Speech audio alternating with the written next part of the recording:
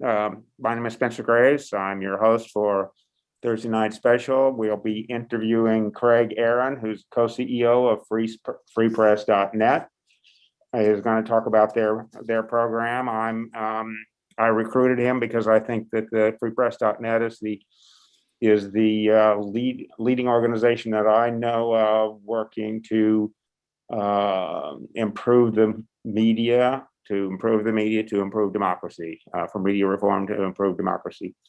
Of course, we need the standard disclaimer that the opinions you're about to hear are not official positions of KKFI, et cetera, et cetera. Let's start, Craig.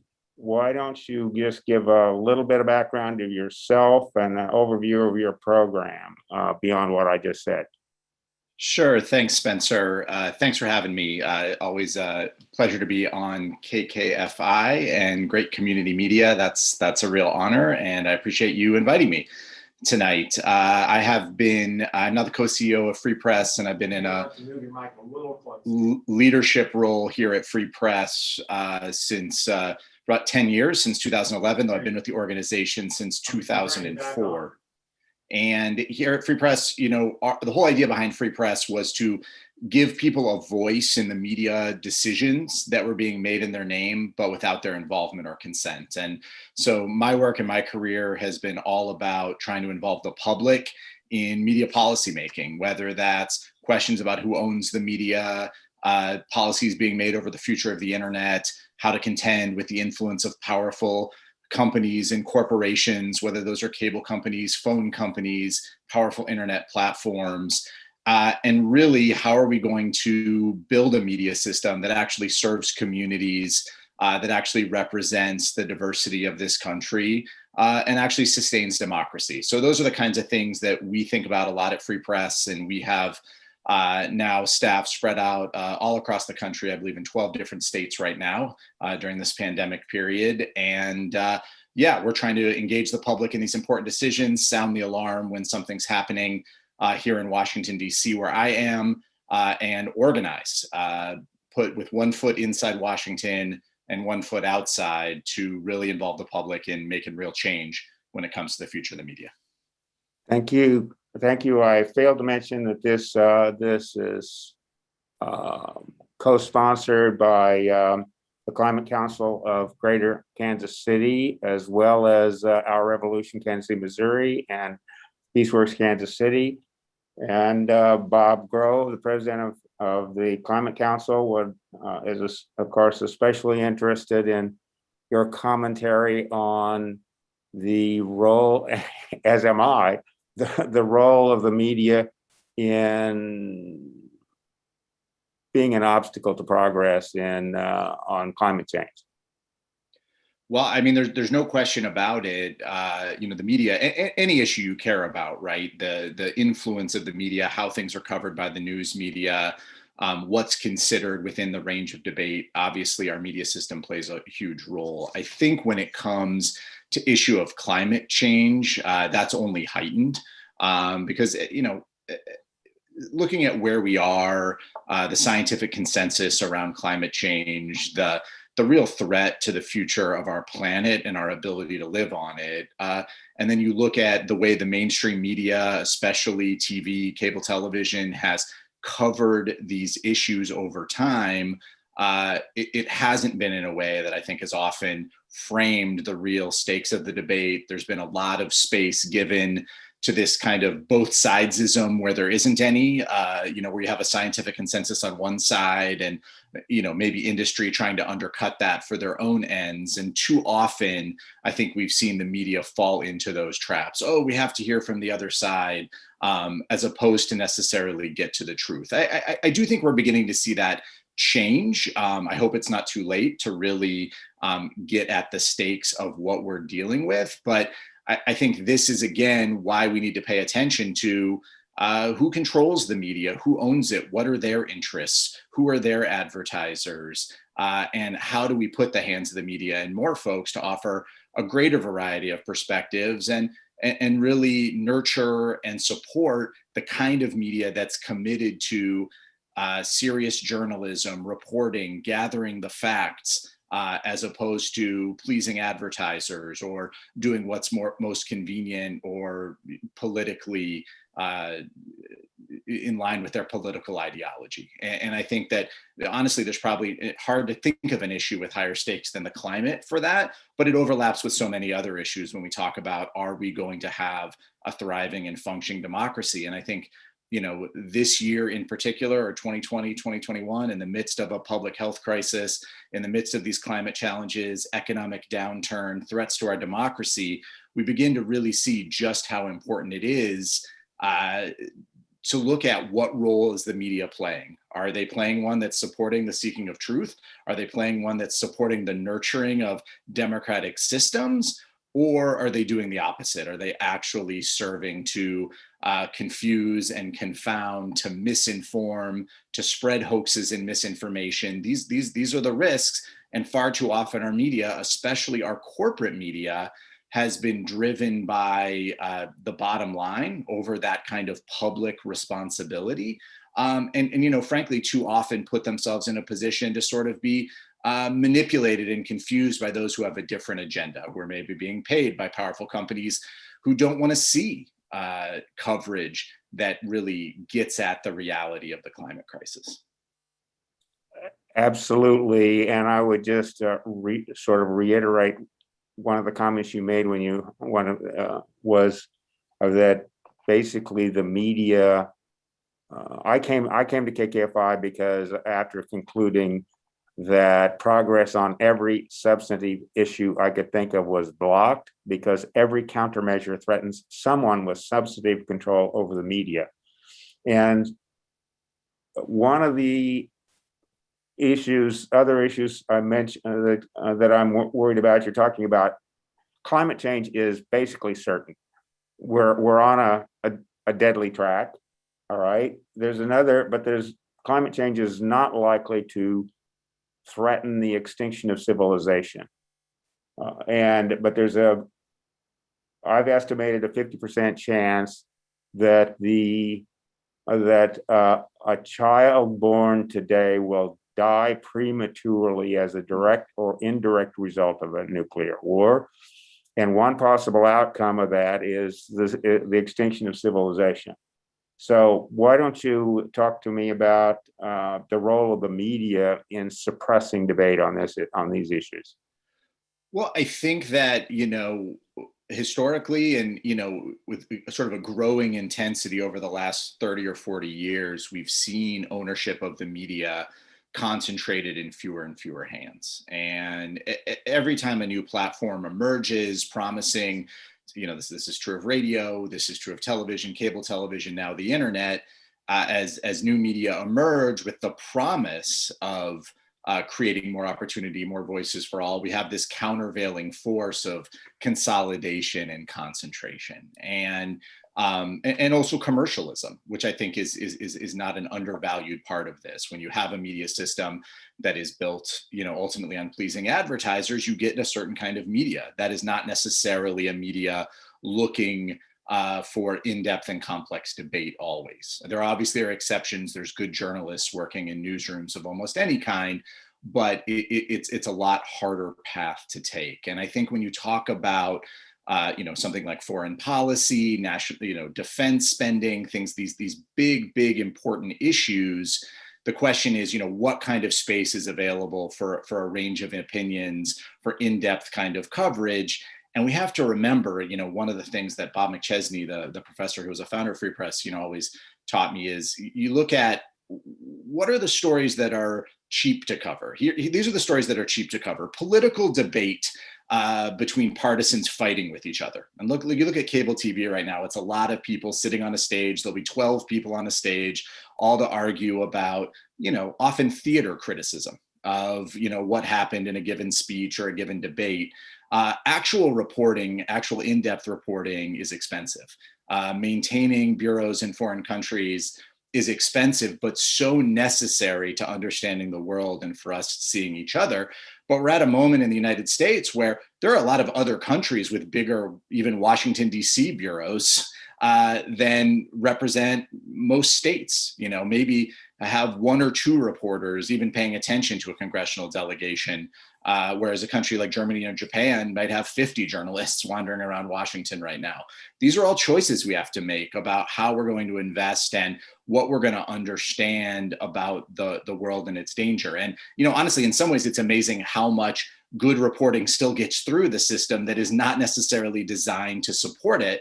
But by and large, these are not outlets set up to serve, you know, the broadest education of the public, to take on complex stories. They prefer, you know, tighter, neater narratives, the kind of content that grabs eyeballs but doesn't necessarily provide context. And often the kind of stories that are cheap to cover but keep you tuned in. That's a lot of weather reports. That's crime coverage of the kind of, you know, like reading from the police blotter.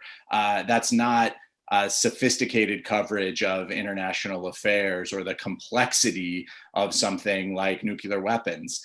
So these are the kind of challenges I think we face as we talk about what is the kind of system that we actually need and what are the structures most likely to provide it. And I think these are the policy questions ultimately that we have to consider: is what kind of system is most likely to produce a greater diversity of viewpoints, sustain more independent voices, you know, give non-commercial and community media a chance to reach an audience, even though the current system is stacked against them.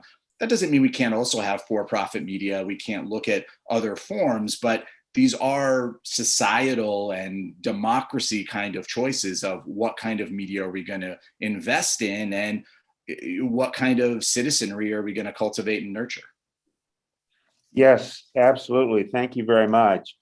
You talked about Robert McChesney, co-founder. I'm a big fan of his. He's especially the observation that he and John Nichols made, talking about the U.S. Postal Service Act of 1792, which he claims, and I absolutely agree, had a major impact in allowing the United States to hang together and prosper and grow while contemporary New Spain, Mexico, fractured, shrank, and stagnated economically. Under the U.S. Postal Service Act of 1792, newspapers were delivered for a penny when first-class postage was between 6 and 25 cents. This was a major citizen-directed subsidy for journalism that was like 0.2% of GDP. It encouraged literacy and limited political corruption, both of which, as I said, allowed the United States to grow both in land area and economically, while contemporary New Spain and Mexico fractured, shrank, and stagnated economically, as I said. And McChesney and Nichols noted that 0.2% of GDP was around $100 or $120 a year per person. That he says we need to gag. Your comments? Well, I think it is. I appreciate you raising the history, because I think this is one of the parts of American history that in some ways we need to reclaim. You know, so often when you're talking about media policy and, you know, what's the government's role going to be in the media, that's a debate that gets short-circuited very quickly. And people are rightfully anxious about the government playing a role that could somehow control content or dictate the narrative. Those are things we should be concerned about. Government censorship is a real issue. We have to pay attention to that. But when it comes to structures and systems, what we have to recognize is there are going to be rules. There are going to be laws. The question is, who are they going to benefit?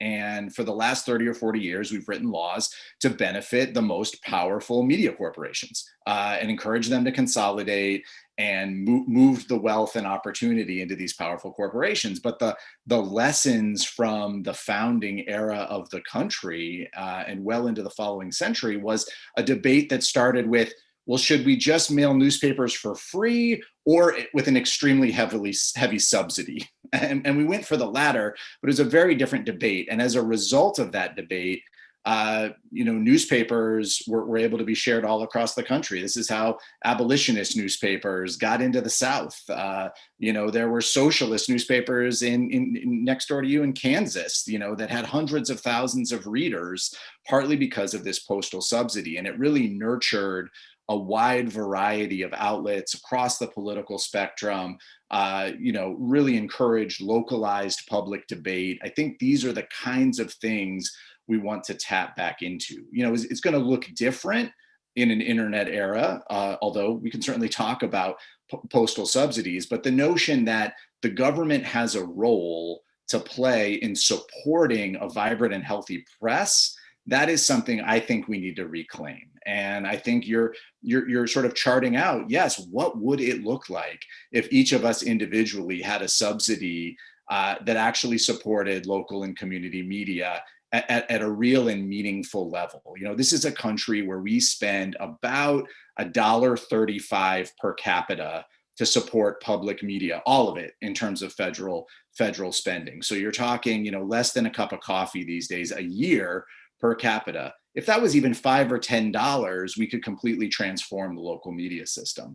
If it was $100, it's almost unfathomable, but you could support an incredible array of local publications designed to serve different communities, supporting community radio outlets with, the kind of technology and reach and frankly salaries that could match what the commercial media system can provide. And honestly, I'm just looking to live in a place where we can start to debate that seriously, because we're at one of these moments in American history, what Robert McChesney would call a critical juncture, where we can see the writing on the wall of the commercial media system. Newspapers are in deep, deep trouble, even as we rely on them for the civic coverage that we get. They're in deep trouble as a commercial concern. Broadcast still makes a lot of money, but it's an open question. How far behind are they? And we have to ask ourselves, do we just accept that? Do we just say that the spiral that is affecting the commercial media, which maybe didn't always do a great job, but certainly used to employ a lot more reporters, do we just say, oh, it's the modern era, we can't have that anymore? Or do we actually come together and say, we need to invest in something else, and we need to ensure that our local communities actually have reporters on the beat? They're going to the school board meeting, they're going to the community meeting, they're actually going out into the community to serve people and to amplify community voices that have never been part of the mainstream media. That is something very much within our power to do. And yes, would it take a few $1 billion? Sure. We're about to have a almost, maybe $2 trillion infrastructure package move here in the next few months. So $1 billion is a lot of money, but if we had one less fighter jet, could we save local media? I don't know. I'm here for that conversation. Right. Penny Abernathy, professor at, I interviewed her last fall. She was at that time Knight Chair in Journalism at University of North Carolina, Chapel Hill, wrote a report where she said that the United States since 2004, U.S. newspapers have lost 70% of their advertising revenue. They've laid off they've reduced the number of journalists by half, and a quarter of them have ceased publication, and the ones that continue to publish tend to publish, most of them are publishing less, and some of them are publishing less frequently. And it is a fundamental threat to democracy, because there's research that says that when the quality of local news declines, fewer people vote, fewer politicians run for political office, they spend less money to get elected, and they don't work as hard, and the cost of government for the citizens goes up. Comment? Yeah, that's right. I think all the research suggests that. It suggests they don't bring as much money back home. And I think this is where we need to be reframing this conversation about local news and media to look at journalism as a public good, at the idea that the benefits of journalism far outweigh even what the individual reader or subscriber gets. The spreading of news, the accountability when it comes to local government have huge societal value. Having investigative reporters in communities being able to look out for corruption reduces government corruption, leads to better elected officials. These are all products of the media. Now, these also may be reasons that some politicians aren't interested in supporting local media, but I think based on my conversations with a lot of folks here in Washington, there are actually also a lot of politicians that say things like, wow, when I ran for Senate 15 years ago, there were 3 or 4 reporters following me around everywhere I went. Now maybe there's one, but probably not. And that's a really big change. So I think we are at one of these points where we have to look at, like, as you suggest, the full history of our media system, which was not always advertiser supported. That's sort of a historical anomaly. And just because car dealerships or department stores don't need to advertise in the newspaper to reach their buyers anymore doesn't diminish our need for local media. And if they're not providing it, I think we have a societal obligation to ask ourselves, well, how are we going to get it? And how are we going to pay for it? Yes. And also, what do we really need? What is the kind of news media that would best serve our communities? And these are community questions. These are questions that communities need to answer for themselves. And at least, the conversations I've been privileged to sit in on and listen to in various communities across the country, people want that local media. They rely on it. And of course, they have critiques and concerns about it as well. But mostly, they want to see themselves reflected in it. They want to hear their own voices. Like, I don't want to pretend that the good old days for journalism, even when they were making fat profit margins, were all that good for most people. They weren't. I got into this work almost 20 years ago because of the failures of the media to respond to the run up to the Iraq War and other issues, including climate change, which we started talking about. So it's not to just go back and try to put the genie back in the bottle, but it is to ask ourselves, as I think is increasingly happening, what are we going to do to make sure that our democracy survives? We're at one of these points. We've experienced in very recent times, at least as recently as January 6th, real questions about, is this democratic project sustainable?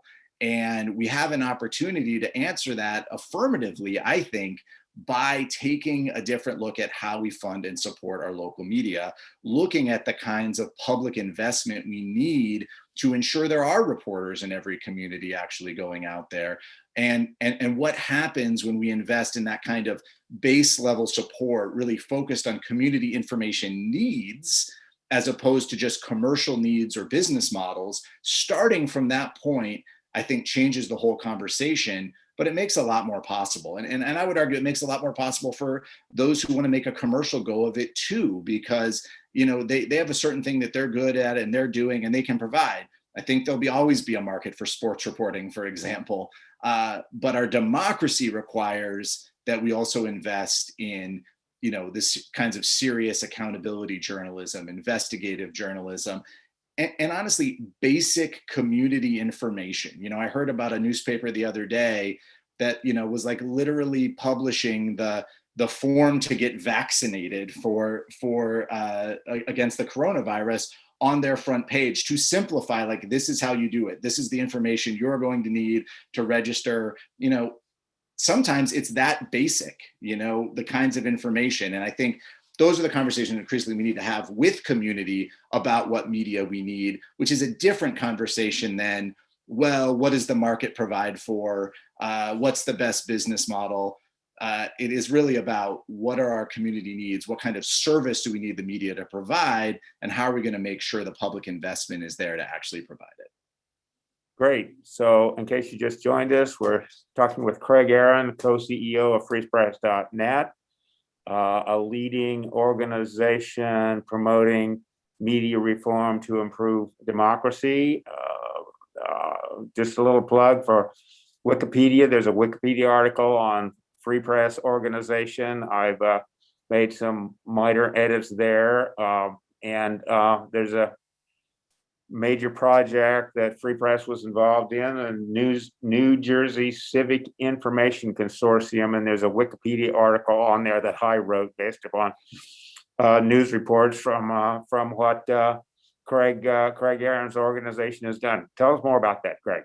Sure. Well, first of all, Spencer, thank you. Thank you for helping people know about this project. That means a lot. A couple of years ago, we've been active in the state of New Jersey. It's an interesting state because it is a state stuck between two major media markets in New York and Philadelphia, but without a lot of service, especially when it comes to broadcast media. And we've been following that for a while, looking for ways about how was news and information going to be provided in New Jersey. And we discovered a couple of years ago that the FCC was about to auction off a bunch of very valuable airwaves that were being used by television stations, including several public TV stations are owned by the state of New Jersey. And we started a campaign urging them to take the money they were going to make, the state was going to make in that auction, and actually reinvest it in local media.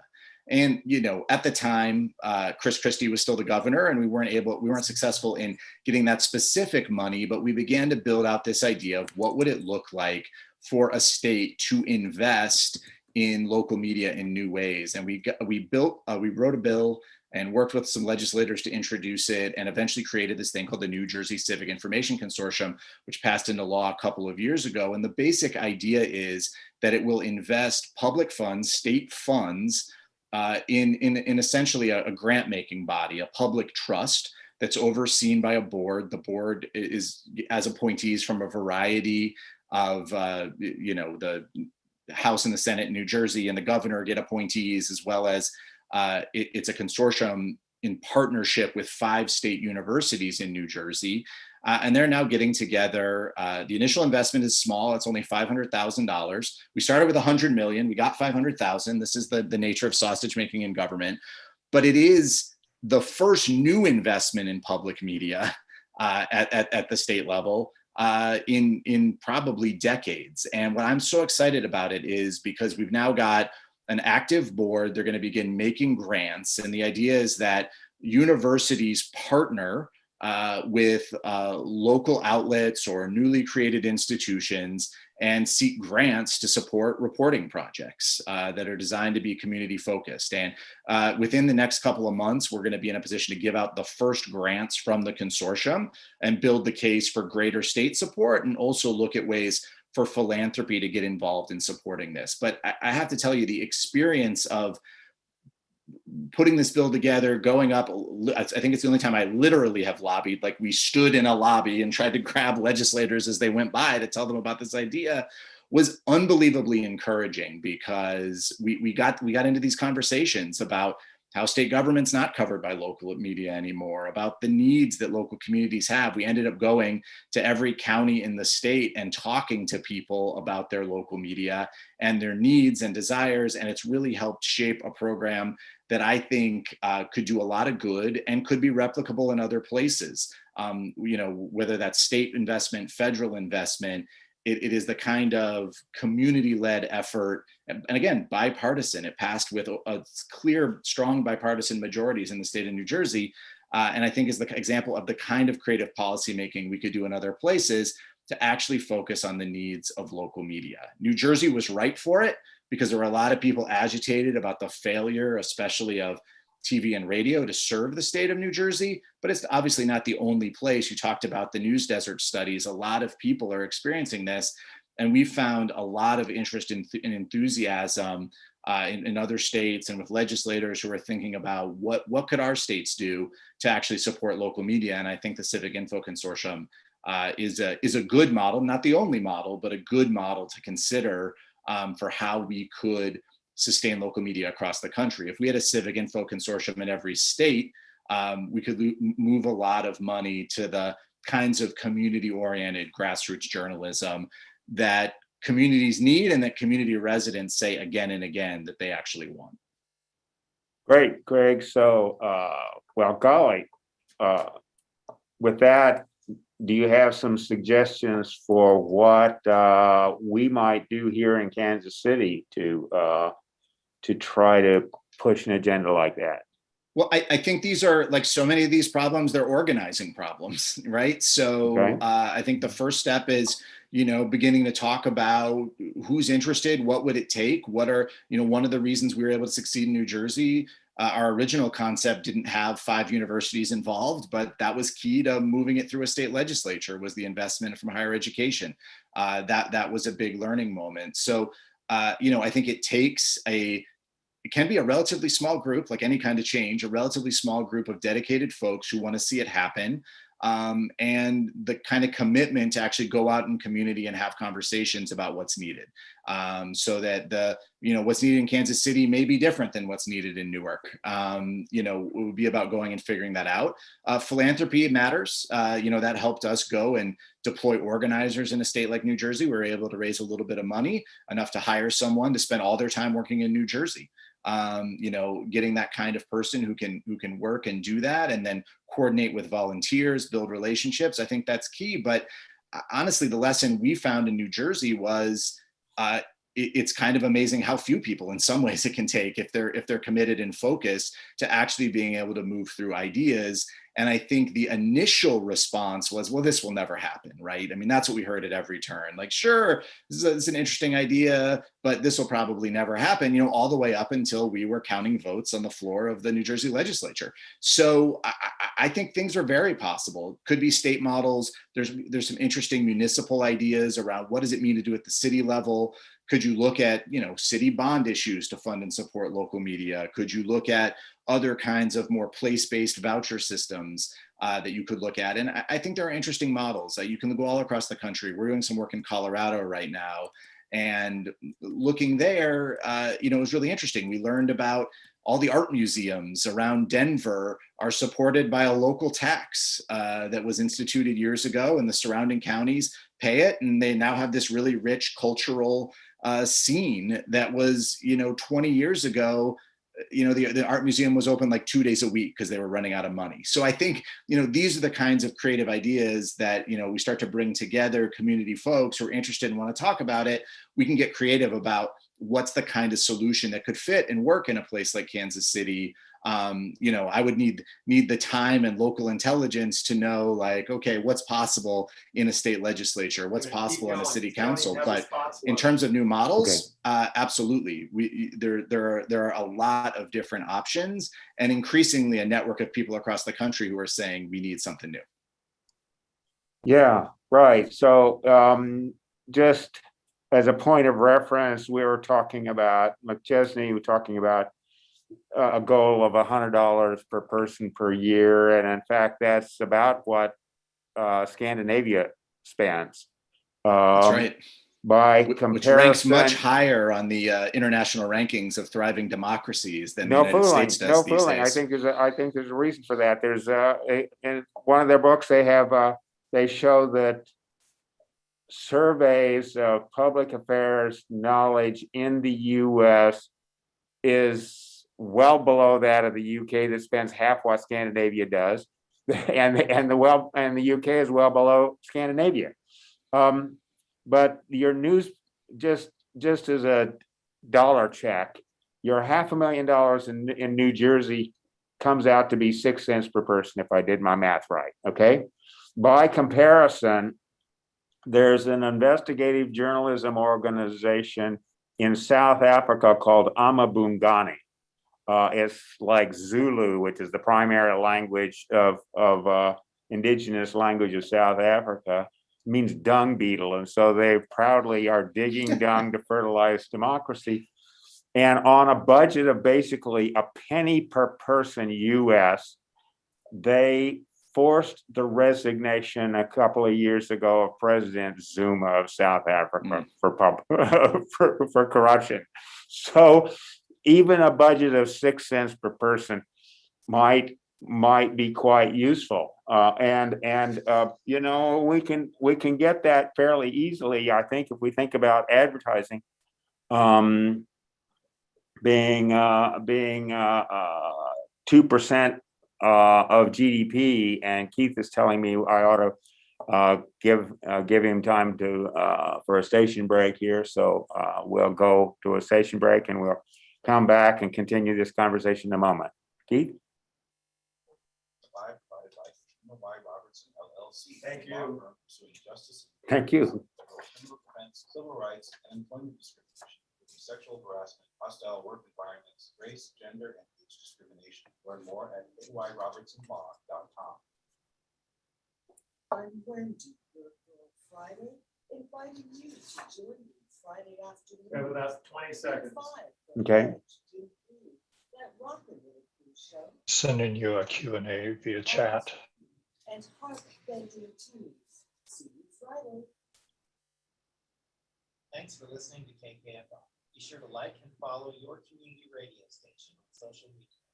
KKFI 901 FM. Thanks. So back to you.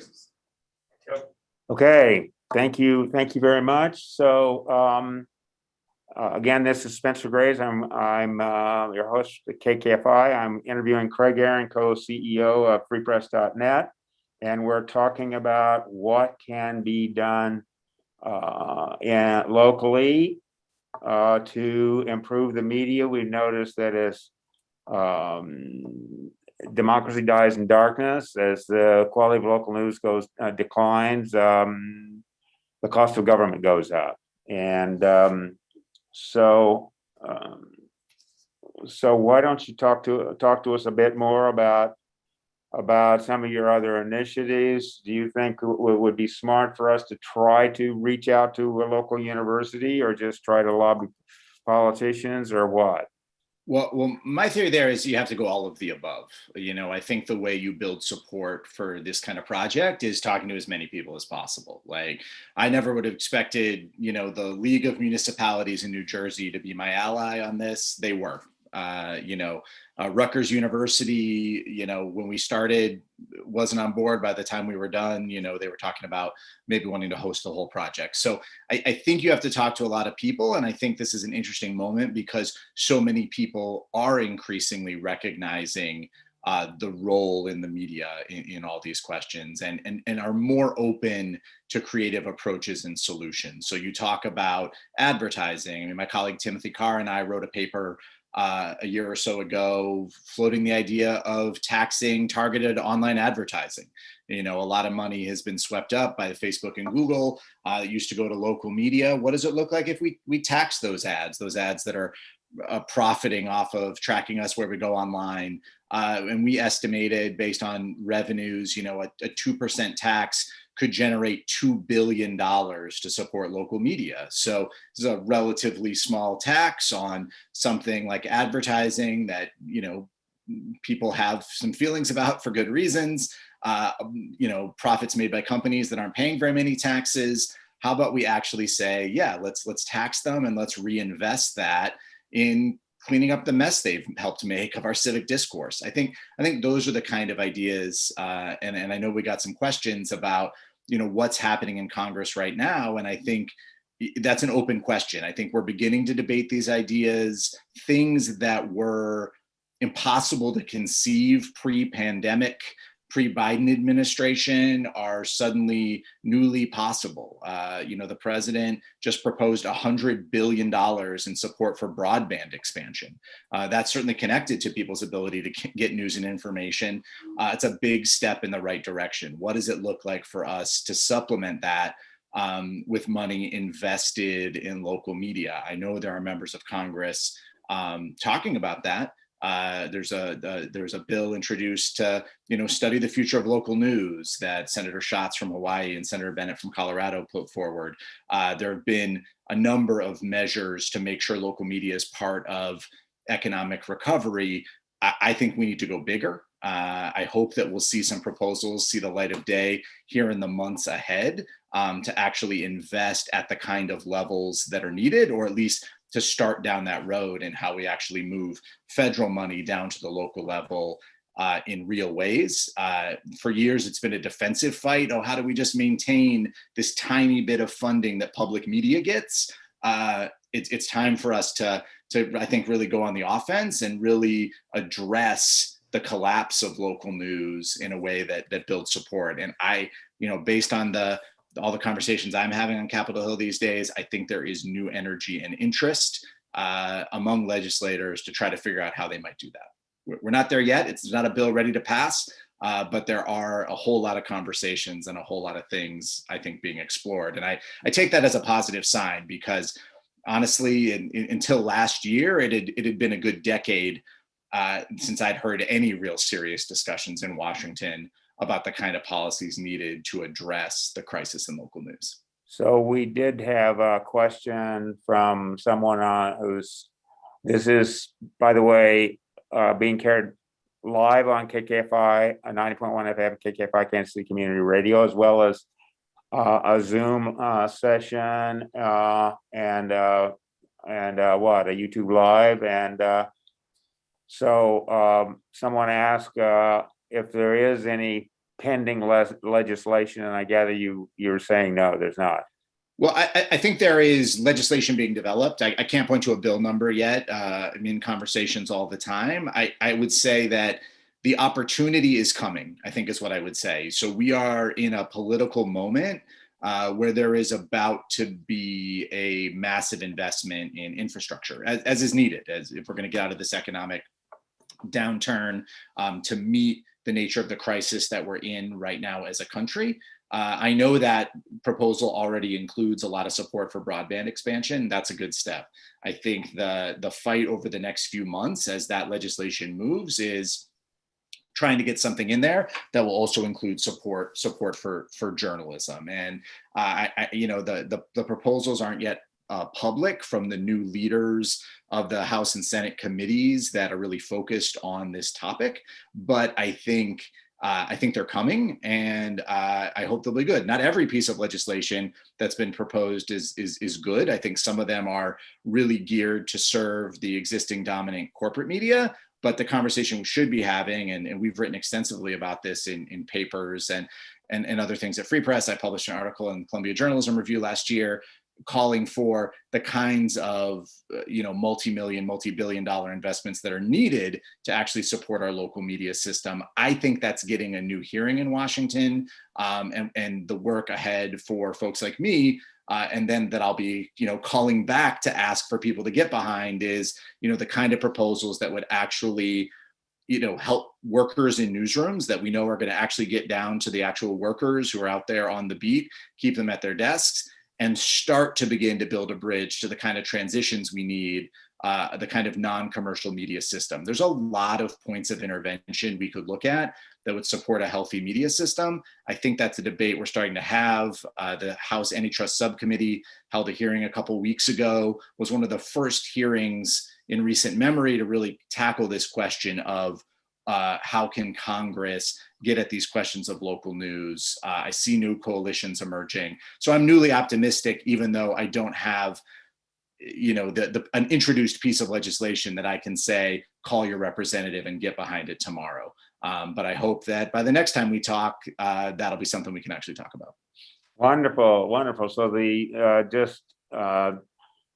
the $2 billion you mentioned from the 2% tax on major ads for major internet companies, I believe. Mm-hmm. Comes out, if my calculation is correct, roughly $6 per person per year.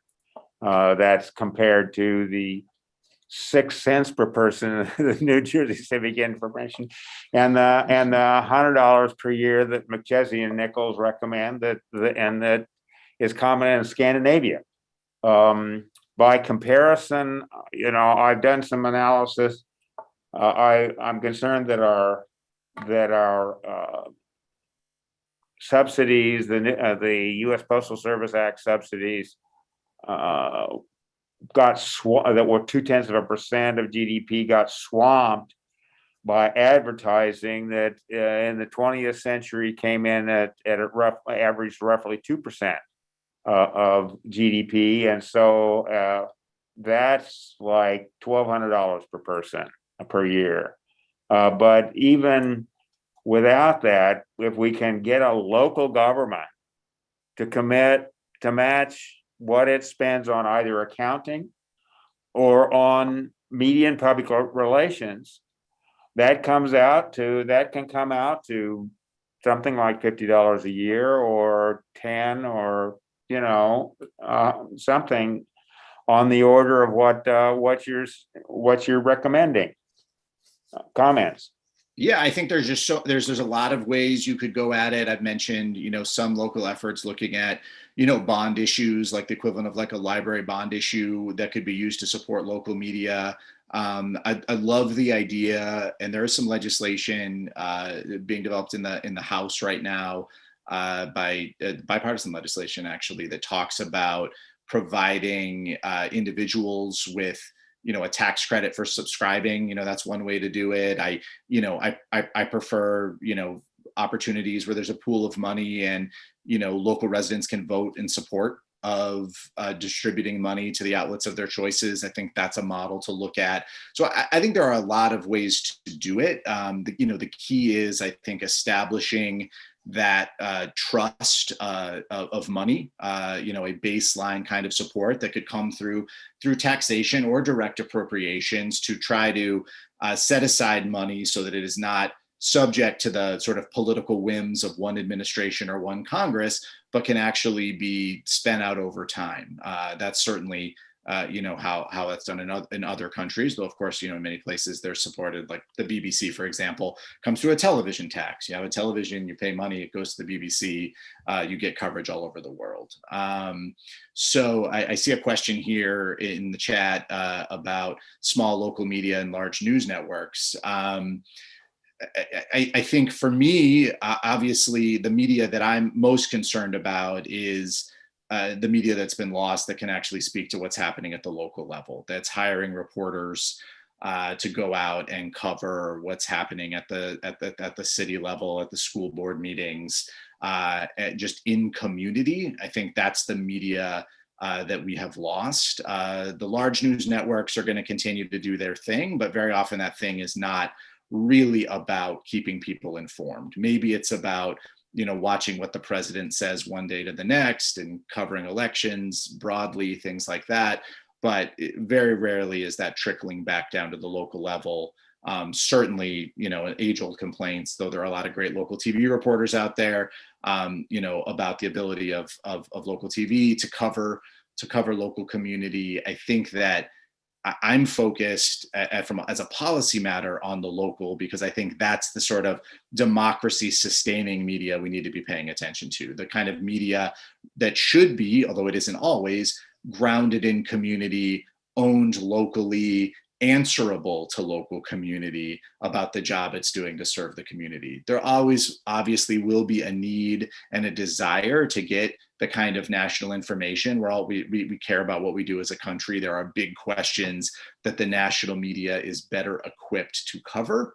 But ultimately, I think what's gone missing and the real danger from a perspective is losing the local, and is even losing the kind of local media that connects to the national, where we no longer have members of Congress being covered really at home where they live and what they're doing, where there's nobody. I lived outside just Washington, D.C. Yes, there's plenty of reporters sitting at the White House.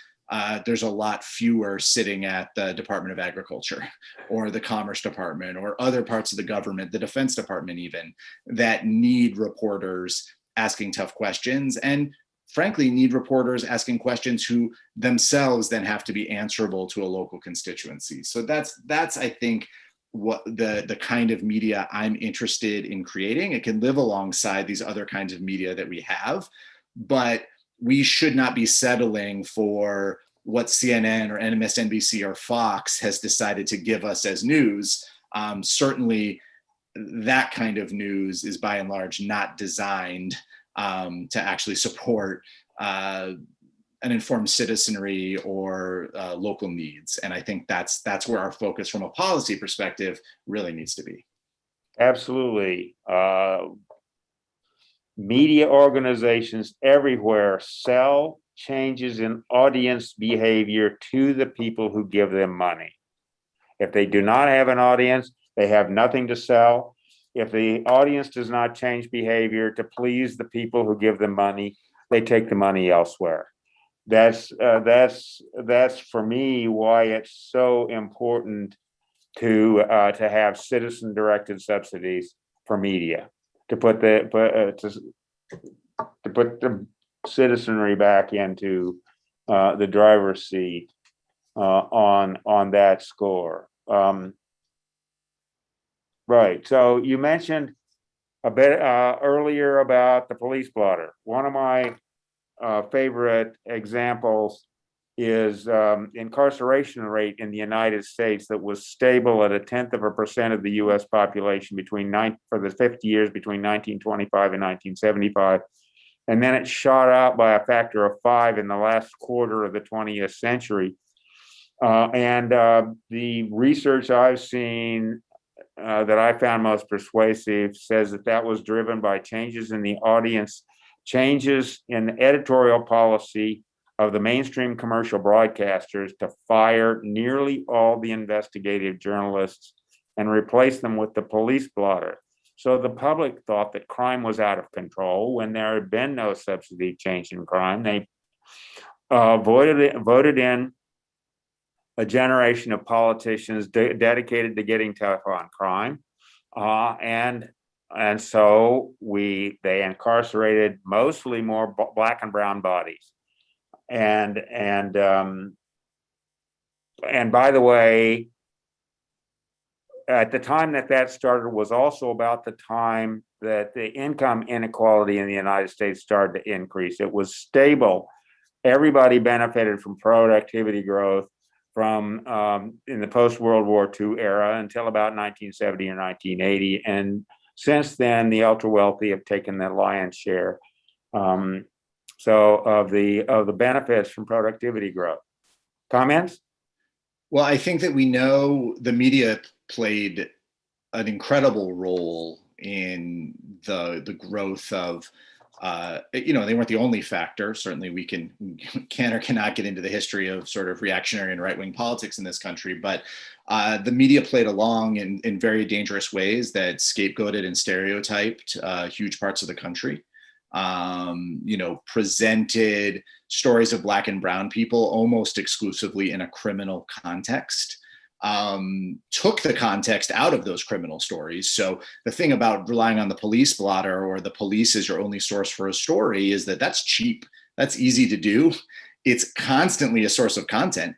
And it's much harder than serious reporting on wealth inequality or serious reporting on a given community, or frankly, even telling the actual stories of strong local communities, good things happening in communities. Well, that involves having reporters out there going out, building relationships and talking to people, getting something reported out from the local precinct or police headquarters. That's a lot easier to do. And there was sort of this symbiotic relationship created between police and the press that I don't think has served us well. So I do think this is one of the areas, as we talk about reforming the media, as we talk about larger changes in society, and we are in the midst of a massive social movement in terms of Black Lives Matter and its related offshoots, to really reckon with how Black and brown lives, especially Black lives, has been devalued in this country. And the media must be a big part of that reckoning. We've actually just started a project in the city of Philadelphia with a set of community groups and some researchers at Rutgers and University of Pennsylvania to really look at this question of what does it look like to change the crime and criminal justice narrative? What does it look like to not just show people's mugshots and leave them up forever, whether or not they've actually been convicted of a crime? What does it look like in the words and language choices we use to describe those who've been incarcerated or arrested? And most importantly, what does it look like to treat law enforcement as skeptically as we treat community sources, as we treat nonprofit sources? Like, you don't have to look very deep into the headlines in this moment to find examples of law enforcement sources not telling the truth. It's a pretty easy thing to find. And there is a reckoning in the news media to say, like, when do we ask the tough questions? When do we go back and double check? How do we actually report out these stories? Those are big questions. The only stories you can get into a newspaper or on TV that are single sourced are when an official source like the police are giving you the quote. These are the kinds of things I think we need to wrestle with within our media system, and where I think And I am beginning to see this within newsrooms and from communities putting demands on newsrooms. These are one of the key areas where things need to change. This is also where social movements are so important. The reasoning this reckoning is happening in newsrooms right now is because of all the great organizing that happened, especially among Black Lives Matter leaders and organizers, immigrant, undocumented folks organizing that have changed and forced change within newsrooms themselves that we're just beginning to see. But I think this is the conversation we need to have. And it is a big shift for the media as they recognize they need to play a different role that isn't arm's length and distant and just looking down on their perch from a big building downtown on the city they're supposed to be covering, but is actually being accountable and responsive to the communities they're supposed to serve. That's the kind of media we need. I think we're beginning to see the seeds of that kind of shift, but there's still a lot of work to do. And a lot of people who aren't interested in doing the work, that are interested in scapegoating Black and brown communities, that are interested in misinforming. And those kind of media outlets, starting with Fox News, but including the Sinclair Broadcasting Group and many, many more, we have to demand that kind of accountability there as well, because those are the kind of outlets that have really worked hard to divide and scapegoat and encourage, hand in hand with Donald Trump and the dominant forces today in the Republican Party, with scapegoating Black and brown communities and trying to other them and trying to convince people to blame their neighbors for problems that have a lot more to do with the greed and mendacity of political leadership and corporate leadership than obviously anything to do with these communities, just trying to create better lives for themselves and their children.